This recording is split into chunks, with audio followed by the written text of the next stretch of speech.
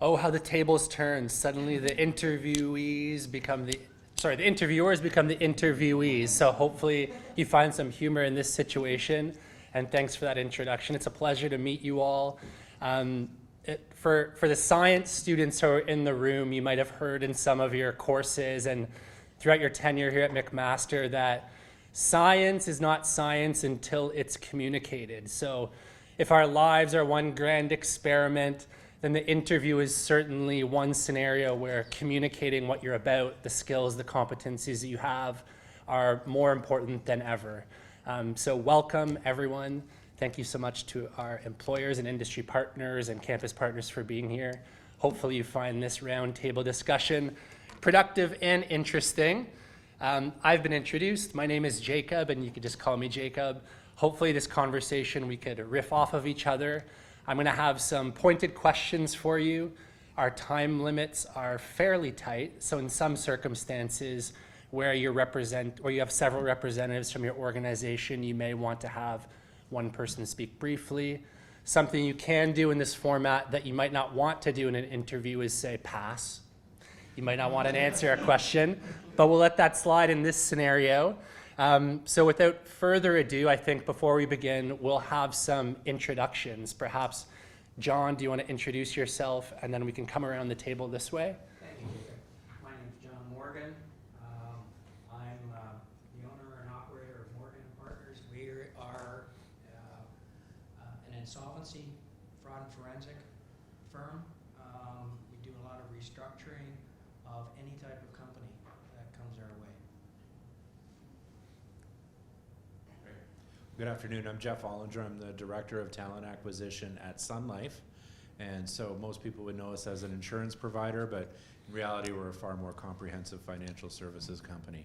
And my role is to lead the talent acquisition function for campus recruitment for Canada. And so it's been a pleasure to be here today. And I'm here with Jeff. I'm a talent acquisition consultant on our campus recruitment team, and I focus on our actuarial co-op and internship program. Hey everyone, my name's William Lee. I'm a supply chain manager at Ontario Power Generation. Help supply material for mission critical projects and items that support our Pickering nuclear plant. Hi everybody, I'm Dr. Sriram Suryanarayan, Director of Innovation at Connectrix. More importantly, I am a MAC alumni. So my journey of innovation started at McMaster as a postdoctoral fellow from 2002 to 2006. What Connectrix does really is we are the engineering, consulting, and field services company that services the nuclear industry. So in simple language, when the smart engineers and scientists in our utility organizations or nuclear organizations have a challenge, they come to the smart engineers and scientists at Connectrix to solve the problems. So that's what we do. I also had the privilege of working with a number of co-op students, in particular both from your MASC as well as MEng programs and even undergrad programs. Very impressed with the kind of talent that comes out of MAC. Thank you. Hi everyone, I'm Benusha. I'm one of the HR coordinators here at McMaster University in the Faculty of Science. Hi everyone, my name is Mike Daku. I'm one of the HR coordinators here within the Faculty of Science. Good afternoon, my name is Michelle Butcher and I'm here from Workforce Planning Hamilton. Hi everyone, my name is Khadija Hamidou. I'm the Executive Director for Workforce Planning Hamilton, along here with Michelle, where we lead the conversation in data analytics and data distribution through labor market understanding and workforce planning as a whole in the city of Hamilton. So happy to be here. And I'm also a McMaster alumni.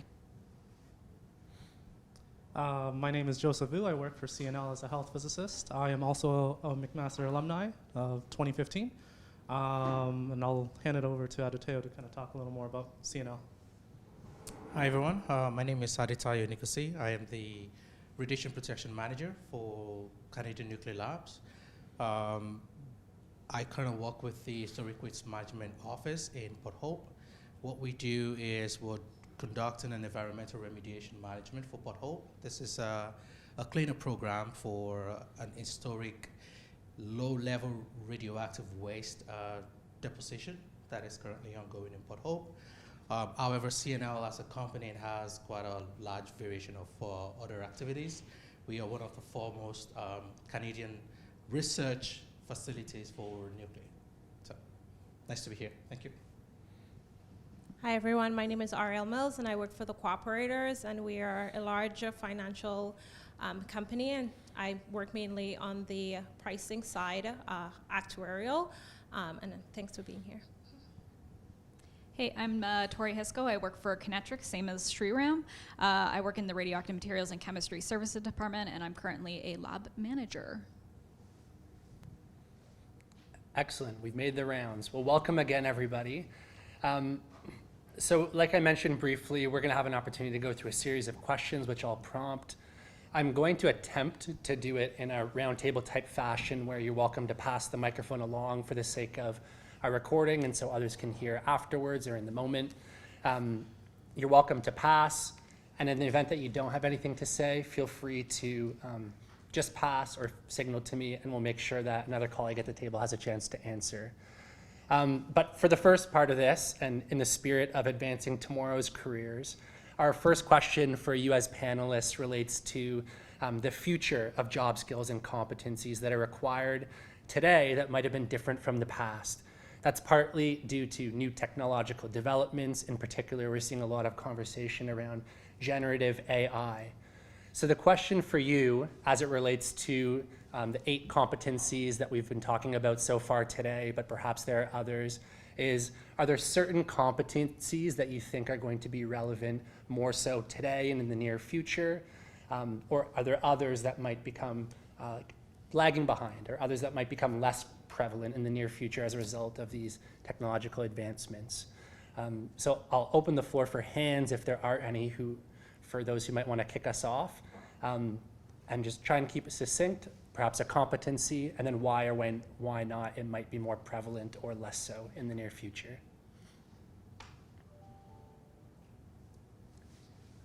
Yep, Aditeo. Thank you. I think for me, it would be critical thinking. As a scientist myself, regardless of the advancement in tools, critical thinking is probably one of the things that sort of decides how you want to gear your advancement. For any research you're doing, any development of a new tool, the first thing is you want to understand what is the objective. There's a lot of critical thinking that goes into objectivities and or forming an objective. Also as well, I think going through speaking with a lot of the candidates today, I could see that being one of the things that many of them showed is that ability to think, maybe because we had majorly science students. But you could see that in the way they answer the questions. You could see the rationale. You could see them explain the steps in terms of answering the questions. You could see that critical thinking. So I think that would be it for me. Thank you. Thank you.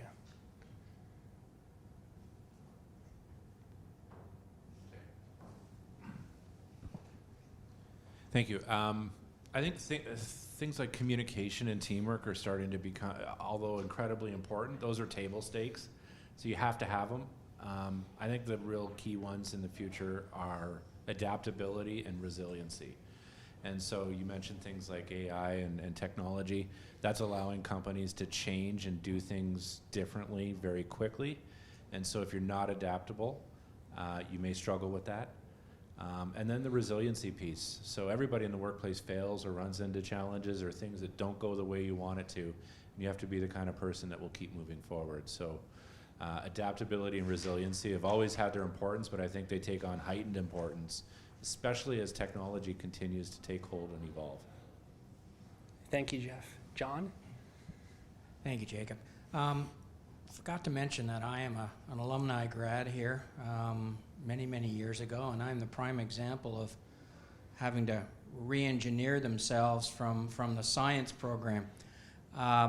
What I can say, having gone through the re-engineering process probably about 4 times during my career, is the fact that, to meet Jeff's comment, is adaptability and being able to recognize opportunities, particularly when it comes to different areas of corporate governance.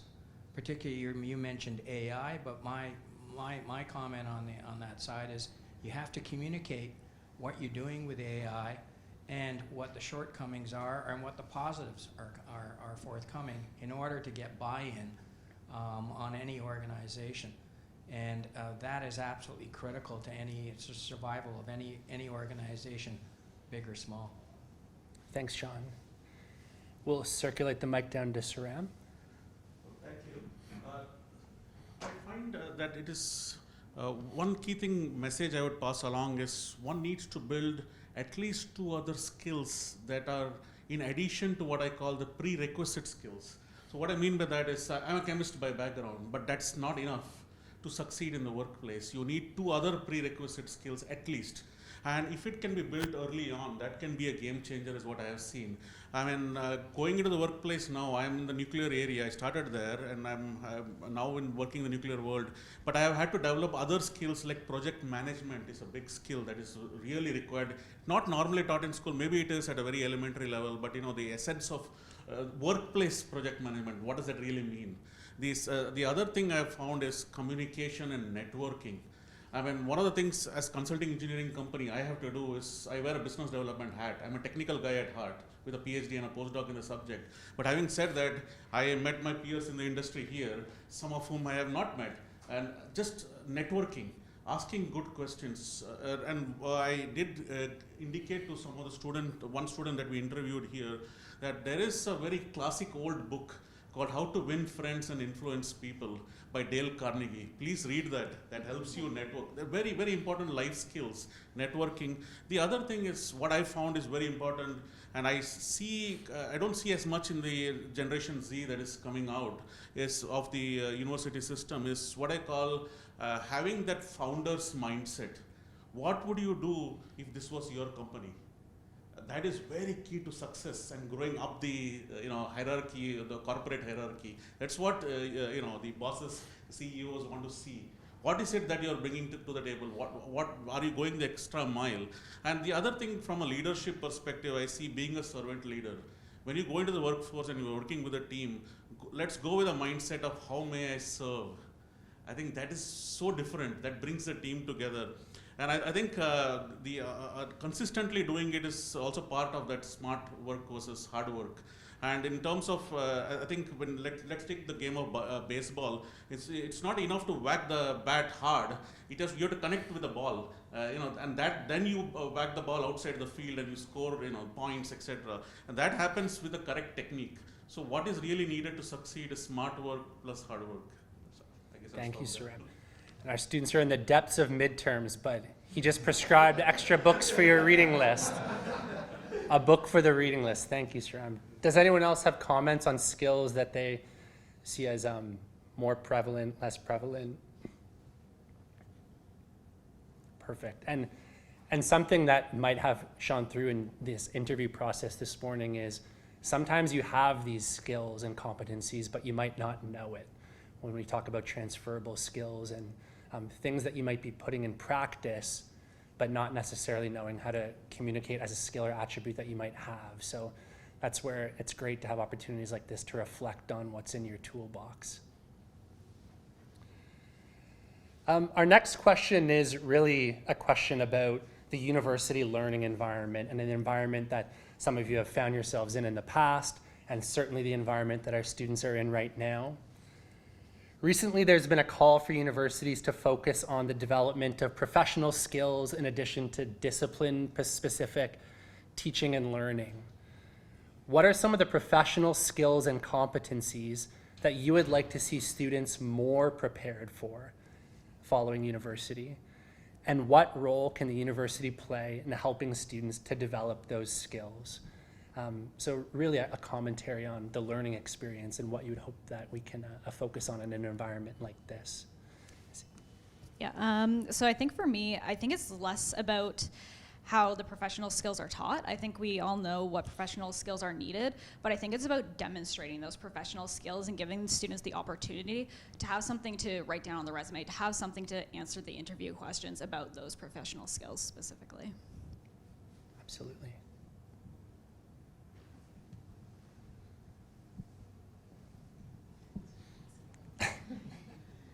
So I think one of the pieces is it always goes back to the communication and the different types of communication throughout each team. Because no matter what, each team has a different style of communicating, whether if it's through now going on Zoom or sending an email. So I think when it comes to preparation for students, specifically would be understanding the different styles of communication and how that meets to each teacher or each professor or within the workspace within each boss, right? So I think it's about going back to the piece of adaptability within communication, and shifting gears might be a way to kind of once again go back into the workforce and understand that there's different ways, because I know that current generations, even sending a simple email is quite difficult, and not understanding, the format of sending an email or, how to go about it. So I think those are pieces that still need to be upgraded, and considering the different styles of how to communicate to each team member is going to be key.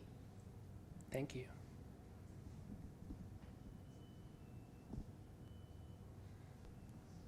Perfect. Oh, sorry. While that passes down to Jeff. Oh, I'll let Jeff take it. That's quick. I should mention I'm not a McMaster alumni. However, I did work at McMaster for over 7 years, and I loved it here, and I was very proud to work here. And I worked in experiential education and supporting in the DeGroote School and the engineering faculty. And my recommendation would be to continue to invest in that and continue to grow it here at McMaster. And this university has an excellent reputation from an academic perspective, but it is developing as equally as strong a reputation and industry focus. And so the more you can get your students out to partner with organizations, whether it's for a co-op learning role, or whether it's in practicums, or whether it's in case studies, and having employers come into the classroom and talk about what it is that they're doing in their organizations, I think the better. There needs to be a really good blend between the academic approach of a university, but also the external focus. And the more that McMaster can expand and continue to concentrate on that, the better. Yeah, go again. I think in terms of development of professional skills and in addition to discipline-specific skills, I answered part of it when I tried to answer the previous question. In my particular case, I talked about project management skills and business development skills. So those are the two additional skills I found in very handy. One other thing I would like to point out in terms of competencies is it would be very useful to teach, for example, science students early on practical project management, other than the theoretical aspects are important, but how does it really work in the industry space? I think some of these initiatives that you're currently having are very useful going forward. I mean, industry engagement, maybe industry engagement lectures on those particular subjects, on how it's really done in the industry would be helpful. The other thing is, I think one of the things that this system tries to say is, and I've seen that in the educational system, they always tell you to study, but do they teach you how to study? I think that is another skill that I wish I had learned in school, in addition to financial literacy, of course. And I think that is, so those are I think when we set up students for these additional skill sets, be it financial literacy, or be it self-advocacy is another area that I feel the students need. And if we can engage with students either through the normal teaching realm or through clubs, etc., or industry engagement lectures, I think those skills can be acquired by students while they are around in the academia. Thanks. Thank you. And so please. We could do Banusha and then we'll pass to William. Thank you. And I had down here critical thinking, and going back to what Jeff was saying earlier, universities providing opportunities for students to engage in research projects with their professors to relate back to their academics and get a glimpse of their future would be a good opportunity for them to kind of get their foot in the door and get to really see what they really want to do. Thank you. William. Yeah, I think on the same lines of critical thinking, strategic thinking is pretty important. So when you're fresh out of school, first job, it's going to be pretty overwhelming, learning all the new processes for the company that you're working for. But having the good understanding of, why are you doing what you're doing? How can we challenge the norm and the processes to make it better? that's gonna be a pretty critical skill. And I find that of my peers, the ones that succeed well are the ones that have that level of critical thinking. They're acknowledging, what can we do better a few years from now? How do these challenges interplay with other stakeholders, both internally and externally? And who do we need to loop in to find the right problems and right challenges and solutions to those problems? Absolutely. Yep. We can send it down to Michelle here. There you go. Thank you. And just building off critical thinking, obviously, also independent thinking. Going into a new job or your first job, you might have these great big ideas that might be different than what the business or the company that you're entering has, and it's good to voice those opinions because you might be a fresh set of eyes and have some great ideas that are maybe futuristic or out of the norm of what the business usually does. So having that ability to maintain your independent thinking and to think for yourself critically as well is, I think, important to succeed in business as well. Perfect. Oh, yes, please. Thank you, Jacob. I think for me it would be flexibility and adaptability. We all know, especially for undergrad students, your undergrad degree may not necessarily be your career path going forward. Having that skill to be able to be flexible, to learn new skills, to unlearn in many cases is when you join a company, they usually have their own process and things like that. So that adaptability, I think, is probably one of the key skills. For me, my background is biochemistry, but now I'm in the nuclear industry doing rat protection. And I'm sure we all have people as well whose background is something different to what they currently do. So that flexibility and adaptability, I think, is a really key skill that people need to develop. Absolutely. Oh, please. For mine to be a curious mind. I think a lot of students, they are not curious enough to want to know why they're doing what they're doing, and those who basically have that curious mind, they get far ahead than others because they ask those questions and then they try to see what they are learning in school would play a big part in what they're doing on a larger picture. So I think just having a curious mind as a student really gets you far ahead. And I think just to build on that for a minute, just as about interviewing this whole kind of experience, is you can really tell which students are curious because whenever they come to the interviews, they can actually tell you why they were doing what they were doing, and I think that's really important. And, to build off what Aditeo was saying about adaptability and will your degree inform or prescribe a certain career outcome? For our students, you might be sitting and wondering, what does my future hold with this degree that I will have in my hand? And an anecdote that I'll share from some of the conversations that I've had from professionals from various industries and spaces is, and it's a question I encourage you to ask as well, did you know you were going to end up where you are today? And more times than not, the answer is no. They have no idea how they woke up and suddenly they found themselves working in an industry or a career space, some of which they may not have known existed when they entered their undergraduate career. So the importance of adaptability and having an open mind as you traverse your career and looking for those moments where opportunity aligns with your interests and skills are incredibly important to building a career and being a lifelong learner. And there are also some interesting anecdotes here about reflecting on skills that our panelists currently have, sort of in critiquing the education system as it is today. But and what I'd offer to our current students is don't be afraid to be critical about your learning environment that you're in right now. And if in your self-reflection you realize that there are competencies and skills that you find you might not be developing but know that you might need, or a competency that you might feel weak on but might not be tapped into in your courses or learning environment, be proactive and take hold of that and take charge and seek out opportunities like this and our science career and co-op office and mentors to look for spaces where you can build that up and demonstrate it in a really tangible way. A colleague once said, like, hope is not a career strategy. You need to be really intentional about it and design how you're going to develop your skills. And that's something that hopefully you'll be able to take to heart and use in your own career journeys. Can I just add just one small thing here that I may have missed and might be very useful to the students is the importance of building your network. And in my job itself, I consider what I call a mastermind network. These are people who know significantly more than you do. And if you establishing a relationship with such individuals who you can reach out to for your own career goals, and understanding for mentorship, you have to reach out to your mentors. Mentors may not just come by.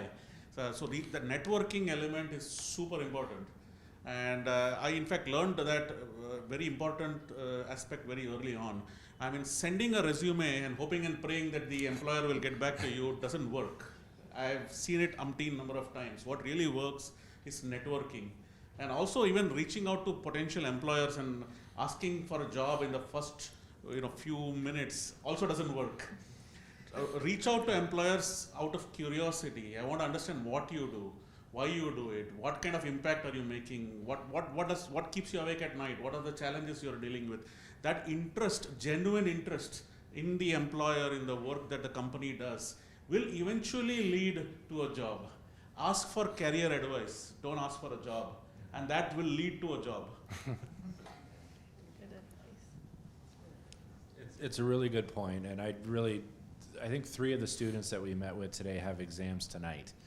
But they're investing in themselves today, and they're here at an event like this, which is really healthy to do. So I applaud people for doing that. I have a daughter who's in grade 11, and she's going to choose where she's going to go to school probably in October or November of this year. She'll be 17 years old. I think it's really unfair to expect that a 17-year-old will know what they want to do with the rest of their life. So, and I'm sure a lot of the students that are in the room today, they picked this program not fully knowing, am I going to be in science? Am I going to go into a career path that I think I might want to go into now? I am an accidental human resources person. I never set out to be in HR, but here I am. And it was only because I was a bit adaptable and open to what possibilities could arise. So there's an intense amount of pressure on students to pursue a career that directly aligns to what they studied, and you don't have to do that.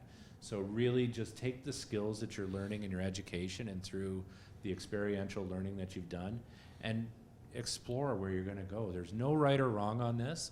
If you end up doing something just because you think that's what you were supposed to do, you're probably not going to be successful at it. So really expand your horizons and think about the paths you want to go on, and they don't have to necessarily align with what you studied.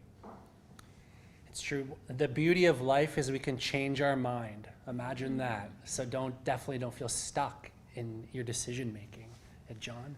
Just to pick up on the 2 previous notes here, networking is extremely important. I can't underestimate that in your any professional career, whether it be science, whether it be in finance, whether it be in investment. You're amazed at how many people will pay back what you have invested in developing a relationship in either opportunities or ideas. And secondly, the skill set that you have developed during your career here have so many applications in the real world. And just because you think you want to be a doctor and you end up being a chartered professional accountant with a bent to go fraud investigate, the application of basic scientific methods is crucial to that being successful in that field. Thank you, John. And a good way about thinking about the nexus of your career and your skills is taking a moment to think about who is like a leader or someone who occupies a position or space that I would love to see myself in? What are their attributes and things that I might want to emulate? But more importantly, who is the leader and career person that I want to be? And then who am I today? Somewhere in there might be skills or competency gaps. And this, when you could identify those and start to narrow that gap between who you are today and who you want to be, you might find success in your career. And on that note of sort of minding that gap, the next question is really one about stories and story time and reflection. So the question for our panelists is, can you speak to a specific story or time in your career, professional career, academic career, wherever it might be, where you identified a skill or competency that you did not have, had to develop it, and what outcomes that led to in terms of success in your career? Or maybe it didn't lead to success. We'll start with Khadija.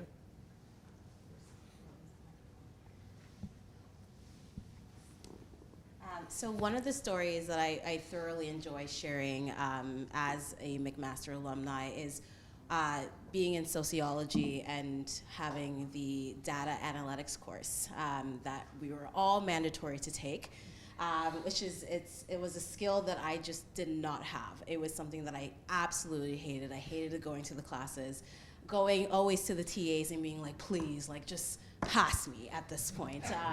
And just really like at one point stalking the TAs to be like, I need help with this. I just don't know what else I can do. And it was a skill that I just never thought that, you know, I would move in. And I actually moved past it for quite a bit. I started doing a lot more experiential learning and a lot more community developing, and somehow, some way, data found me again as I now run an organization that is all about data distribution and workforce solutions. And it was something that I was like, okay, this is definitely a skill that I'm still learning, and it's still, even as running this organization, it's a skill that we're all still learning, but being able to find your way into this workforce and seeing the things that you might not like, and it still ends up coming down to, you know, this is something that you're part of. If it is about community developing, if it is about data analytics, it all still comes together, and there's always a way to mesh both of those things together in any respect that you want. If you feel like this is something that you want to go into like a specific direction, so my direction was going into community developing, but still somehow, some way, data analytics came to me, and I ended up meshing both of those skills together, and still, till this day, developing those skills. So it's not something that you're gonna be able to pick up on right away, but if you keep putting time and effort into something that you really wanna learn, it will start to manifest in your workforce in some type of direction. So that's the one piece that I always go back to in regards to storytelling is, you know, the course that you may not like right now might be something that you end up going into in the workforce as a whole. So it's always good to keep an open mind about some of the work courses that you're doing right now. And as Jeff mentioned so eloquently in regards to experiential learning, things that you go into these classes, it might not be something that's interesting to you until you're actually on the field doing the work, and then you see it in more of a personal connection rather than, you know, through textbooks. So it's always great to explore different ventures within that field that you might not be comfortable in, because whatever you're learning here right now might not transfer from the day-to-day life, but it also could be really transferable where it's something that you might not think that you like, but ends up being something that you enjoy on a day-to-day basis. So it just keep exploring and keep an open mind on, you know, what those challenges might be and how that can transfer into your day-to-day work life. Surab? I'll tell you a very interesting story. After completing my postdoctoral fellowship in MAC, when I joined Connectrix is a engineering consulting type company. So we are very project based. So our top clients are the utility clients who produce electricity. And I was working on a number of projects where the project leads were the elders in the organization. But having this PhD and postdoctoral experience, I felt I wanted my own projects. So I went to my mentor. He was a very, I'm fortunate I got mentorship from him, very straight talker. I said, incidentally, he was also a Mac alumni. He did his PhD from the chemical engineering department. But I told him, I want my own project because I want to own the own project because I was working on other people's project. He said, if you want your own, go find your own. So, I mean, I had, and he was, that actually sort of rung a bell in my mind. I went and asked him, can you please tell me how to find my own? And he said, it's very simple, just follow me. And we went to a few conferences. In fact, there was a workshop organized by OPG, and there was a discussion around a particular subsystem in a plant which was having problems across the board in all can-do plants. And the next you know, I spoke to the experts in the client organization. I found out what the problem was, went back and read about it, and after lo and behold, after 2-3 months, I had the confidence I could do this. And I read on my own time, by the way, because I was busy in other projects during the daytime. And after that, I wrote a proposal to the client, and the next you know, I got my first $1 million job. In 2007, that's a very big dollar amount. But having said that, for getting the right mentor, asking the right question. I mean, when he said find your own project, I could have lost hope and given up. I said, how do I mean, I'm a scientist, I'm not a business development guy. But having said that, asking him, please tell me how, and show me how, and following up, and also taking action, taking massive action. Fortunately, after that, I was kind of the go-to person to find new projects for the team itself. But having said that, I think that going that extra mile, wearing that extra hat, moving from a scientist to a business development person, I think that was very interesting story. Yeah, absolutely. And it really speaks to the idea of like taking control of minding that gap. In a lot of like career spaces, perhaps you'd agree, sometimes the training or the skills that you hope to develop might not have formal training avenues. There isn't like a workshop or a certificate that you might get, but rather you proactively have to seek out a project or look for informal ways to lean on colleagues and mentors to develop those skills in a more informal way.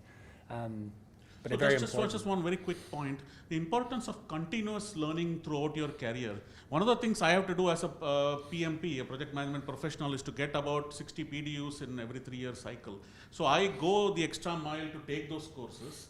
And I think I still consider myself as a student. I may be in the industry for 27 years. I'm just a mature student or a little older student, that's all. But I'm a student. And you never know who you can learn from. I learn even from my co-op students. I mean, the current generation is so smart and bright. I mean, they learn about artificial intelligence, machine learning in school. I mean, I learned it 3 years ago in a workplace, right?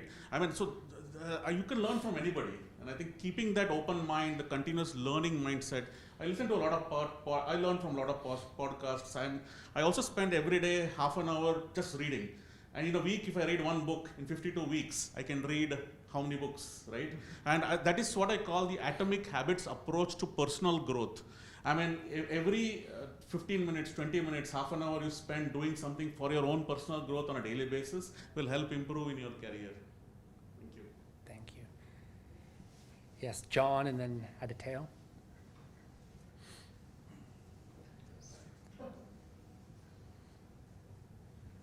Jacob, the question that I think you asked was, what did you have to learn that wasn't in the academic setting? I can actually attribute 2 things.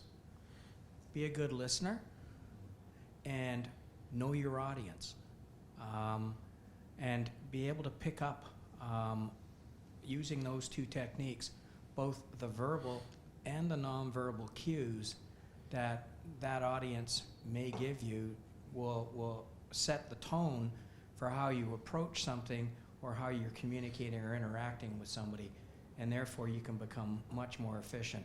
Case in point, when I was recently before a judge on a Zoom meeting, and he was asking me a whole bunch of questions, and he basically was sort of insinuating, I don't believe your report, and then I sort of focused him in after listening to him and looking at where his skepticism was. I focused him into a report that I'd given him, and he looked at it, he read it, and he said, I agree, and signed the order. in less than 5 minutes, but we had an ongoing back and forth discussion for half an hour before we got there. Thanks, John. Thank you. So I have this very funny, interesting story that I usually tell, and I'm sure many students probably relate to it. I remember my first sort of lab experiment during my master's degree. We're doing gene sequencing. It's a tool I've not really used before, the handheld pipette. So, we provided the process. I did it the best way that I thought I did. Didn't really turn out well. The lecturer was at the door checking out sequencing plate, provide recommendations or whatever it is that you need to do. I kind of sat back, just waited for everyone to keep going through the door, hoping that hopefully if he goes through a couple of students, he'd get tired and sort of leave the door and I can scurry out. But he didn't. Eventually I summoned the courage, went up to him. I showed him my plate. He kind of looked at the plate, just gave me a tap on the back, and I just walked off. At that point, I realized that everything that I knew, I needed to unlearn. And that kind of ties into what Siram was saying about continuous learning. You had to go back and continue learning, looking at the new processes that you would sort of come into contact with your daily activities. There's new tools coming out. A good example is, the ChatGPT now is pretty much everywhere. You can practically do anything with AI these days. It's coming to a future where if you're not really running with the tides, you will be left behind. So my key goal that I have for myself is to continue to learn. So that would be my recommendation to the student as well, to continue to learn. If there are new things coming out, I usually joke with my friends, like when Bitcoin came out a couple of years ago, I know a lot of people that bought, I didn't. And I'm kind of sorry that I didn't. But if I was sort of in tune to that changes at that time, maybe I might have done the same. And that is the way it is in the current system. There's a lot of new things going on. There's a lot of new tools being developed that you have to have that intuition to tap into.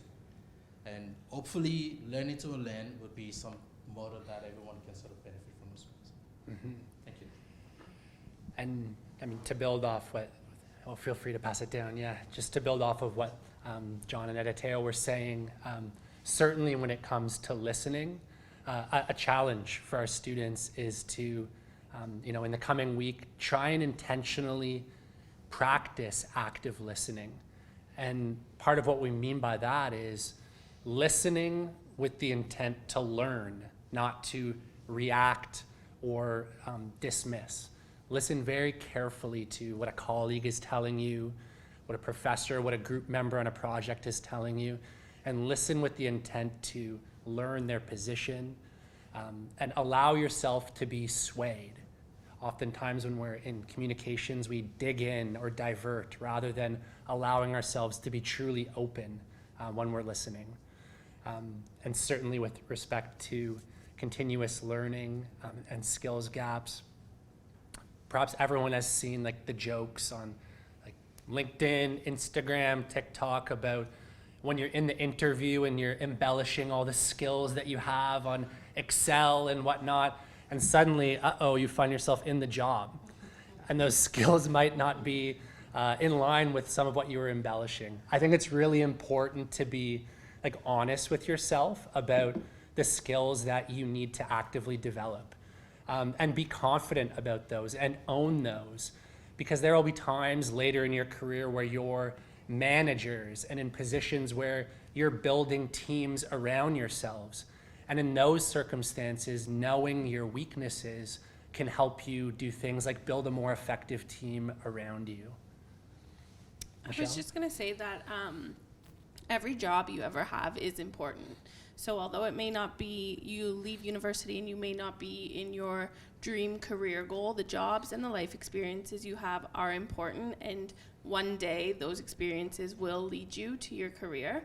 And I also think it's fine to start a career whenever you want. A definition of success is personal to yourself. So when I finished university, I was ready to travel. That's what I wanted to do. I moved to Europe. I lived my life. I got a great job there. I moved back to Canada. got this job and here I am. And it's all about the experience, the people you meet in day-to-day life, in maybe not your career job, but a job that you have. You never know who your next customer might be, and to build those bridges with people you meet, because down the road they might be the next person interviewing you. There's a lot of full circle moments, so just to make sure that the experiences you have, although it may not be your dream career when you leave university, it is useful and you will learn a lot of things. We'll go Mike, and then we'll pass it back to Joseph. So when I look at my own career and just kind of what it was like leaving university and then going into the workplace, I think one of the things that I kind of remember most is that, like, I went to school for human resources. I didn't immediately go working into human resources. I think when you're leaving school, you still need to develop a lot of the skills and competencies that we were talking about today, and I think it's about being open to the different kind of skills that you can gain from these jobs as you work towards the career that you've gone to school for. I worked in banking when I first left school, and I wouldn't be able to be in human resources if I hadn't gained those skills on how to work around confidential information or professional communication. Those were all things that ended up helping me out in the long run.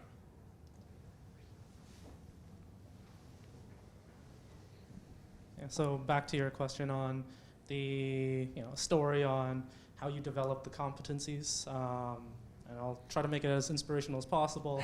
I am also a life science student who had no clue what they wanted to do, joked about, what are you going to do with your degree? Flip burgers. But so life science, no direction. Took a course, medical physics, and then got into that industry. Lucky enough to go more or less straight into the industry afterwards. But the key competencies that helped my career growth were the adaptability and just a lot of critical thinking, questioning attitude. It kind of all ties into everything everyone else has said so far.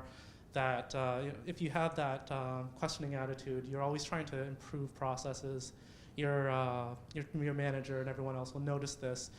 You're trying to improve things. You're showing that you're still eager in your career. You're not just getting lazy at your job. But yeah, that was my story, and just I'm still trying to figure out, more improvements for our program and everything else, so that way we can keep with the times, keep with the new regulations and everything else. Thanks, Joseph. Just want to mention one more thing. And just in this discussion, I actually just turned to Michelle and be like, I still don't know what I want to do when I grow up. And as an executive director, you think that is it, right? Like that's the top of it. And the continuous learning and the continuous mindset of changing and being adaptable is key. Because within a few years, like, I don't know if this is what I want to continue doing. Like, there's so many more things in life that we can explore and continuously learn, and going back to being resourceful as well, trying to be as resourceful as possible. McMaster is a great resource for networking opportunities, for learning opportunities, of course, and being able to continuously utilize that. So I go back to the experiential learning side, or going back to, pestering your TAs and your profs, and these are all learning opportunities for you to grow within the space that you're currently in, and then afterwards when you're entering the workforce. So it's never a straight line. There's always all these twists and turns that are going to happen for you, and these are the learning opportunities that will help you grow into the place that you want to be in. But never stopping. There's always room for growth. There's always room to learn, and I think that's something to really keep in mind as we are here. We, as professionals who are telling you, these are the steps, we are all still learning still. We're all still trying to change things to make our lives better. So it's an ongoing journey, and it just never stops, and it's exciting in itself because there's always more that you can put on for yourself and challenge yourself. So if you feel like you're stuck in a place that you just don't want to be in, this is a great opportunity to start challenging yourself for other things that you might be interested in as well. So yeah, there's never a what do you want to be when you grow up. This is always just a continuation of learning and understanding, what you enjoy and how to continuously challenge yourself as well. Thank you. Please pass it down. Yep. And then we'll move on to our next question, which is our final set, and it's a two-parter. So I just have a saying that I always tell myself, fake it till you make it. And so it's just with that like attitude for myself, it's just like, I might not know something, but I always like intentionally go ask for that help, or like go research, or just do my own self-learning till I actually know what I'm doing and have that confidence. So I just live by the whole fake it till you make it. Absolutely. We may stumble, but hopefully we're stumbling with grace. Maybe it even looks like a little bit of a dance if you squint. So our final question is a reflection on this morning, and it's a two-parter. And no need to single anybody out. You can just say, generally speaking, for our panelists, what were you most impressed with from the mock interviews this morning? And the second piece to this, if you wish to elaborate, what advice do you generally have for students to enhance their job-seeking prospects? So what were you impressed with, things that you realized and picked up on, and how can they enhance their job-seeking prospects? Yeah, Michelle?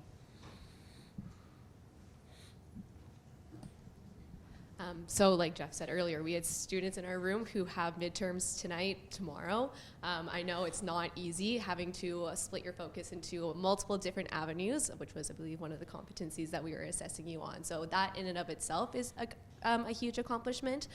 Coming to these things is a stepping stone in order to get to the next step, which is an interview.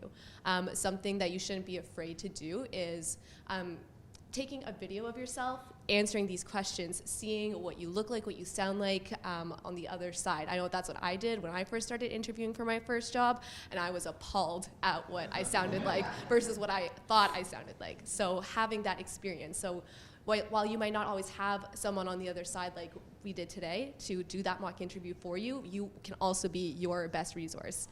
So yeah, I think that would be my best advice.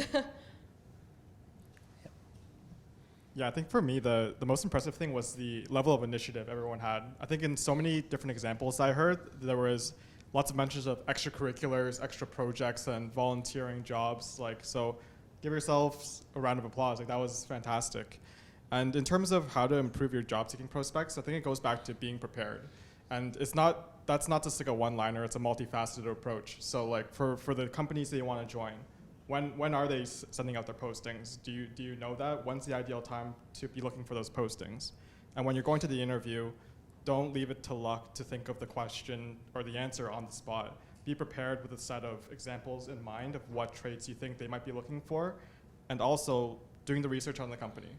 I've probably done 40 plus interviews in the past few months supporting my colleagues, and you can tell very easily someone who's done the research. They know the initiatives and what the important traits and values of your company are. And when you can express those in an answer format, you're gonna rise amongst your peers that are also vying for those jobs. Thanks, William. Yep, Joseph? So yeah, what really impressed me this morning in the mock interview process was exactly that, the initiative they showed, just even showing up to something like this. Another thing that impressed me was the experience that they actually had. They were able to talk about a lot of their experiences, answer those key competency questions very succinct and everything else. And for advice, I totally agree with William. I was going to say the same thing, so I won't repeat myself. But on top of that, just let us know who you are. We want to, work with you, right? So if we can see that you have a good personality, that also will help as well. Well, I must say that we were very impressed with the candidate we interviewed today. Very well prepared with some of the competency questions that we asked. I mean, obviously there were some areas for improvement, and what I liked about the candidate was her honesty in directly asking, how did I do? And would you have hired me today? And I think I like that honesty. I like that attitude, of open-mindedness to find out. I think that is very important, and I think it was all good. In terms of what advice I have generally for students who are seeking to enhance their job-seeking prospects is, I would summarize it in what I call 11 principles of career success. I actually teach this to early career people or students. First thing is, I mentioned, build and nurture your network, and it's a journey. It doesn't start, I want a job next month and I start now. It doesn't work like that. So building and nurturing your network is number one. Number two is building skills that are rarely found together. I talked about project management, I talked about business development in addition to the science and technology skills. I mean, this next one is doing smart and hard work, both combined. What I mean by that is sending out resumes and hoping and praying somebody will respond. It doesn't work nowadays. I mean, I've seen our HR team, they received 700 applicants for 20 positions. And you can imagine, where you will be lucky if you were found out. And having said that, if you want to rise up the, sort of get noticed, you have to network. You have to talk, find who the hiring manager is. You are so fortunate you got LinkedIn. You can guess who the hiring manager is. If you are smart enough, you can do that. So that is one. The next one is prioritizing learning. Every organization wants to know how many skill sets or what else have you learned in addition to what you learned in school. Were you in extracurriculars? Were you in clubs? What is the extra mile you went? And the next one is asking good questions.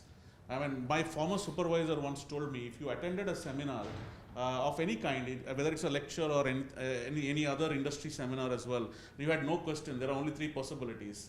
One thing is you understood everything that the speaker said, you understood nothing of the speaker said, or you were simply not interested. I think listening well and asking good thoughtful questions of your professors, of the industry, people who come and talk to you, makes a difference. You will get noticed. That will bring you up the sort of notice ladder, so to speak, in terms of job prospects. Then establish productive daily habits. I talked about the atomic habits approach. Take every 15 minutes, 20 minutes, work on your skills in advance of your, applying for a job. Research the company really well. I have found candidates sometimes they come in, they have not really thought about it. They read the first page, then you dig a little deeper, they don't know enough.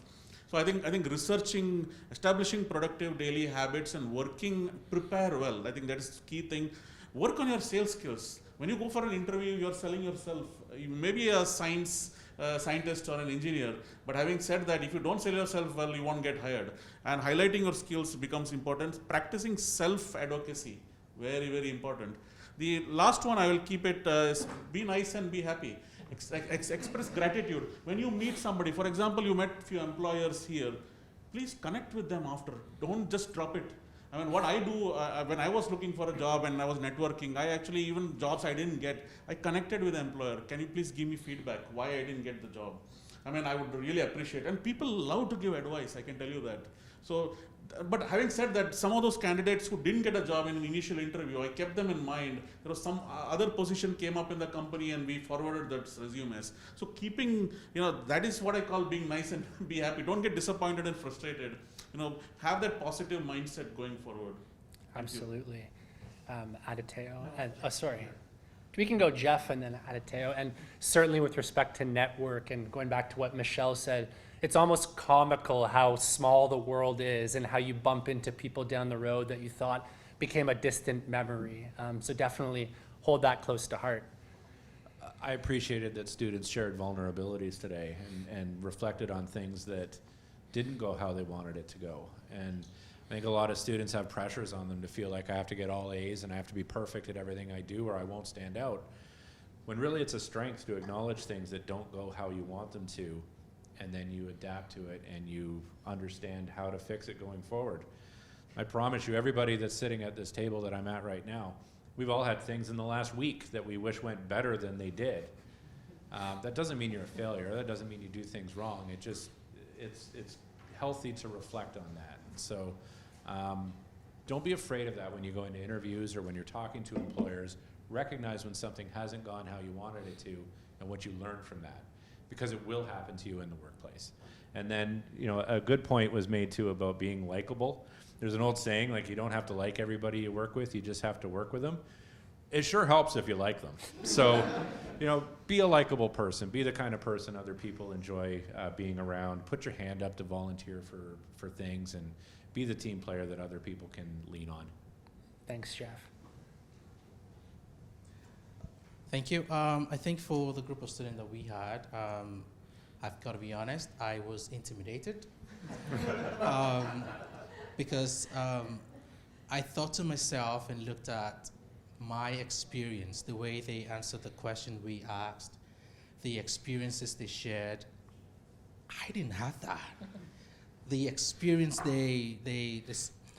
the way they answer the questions, many of these questions are scenario based. The scenarios they provided, how they explain the questions.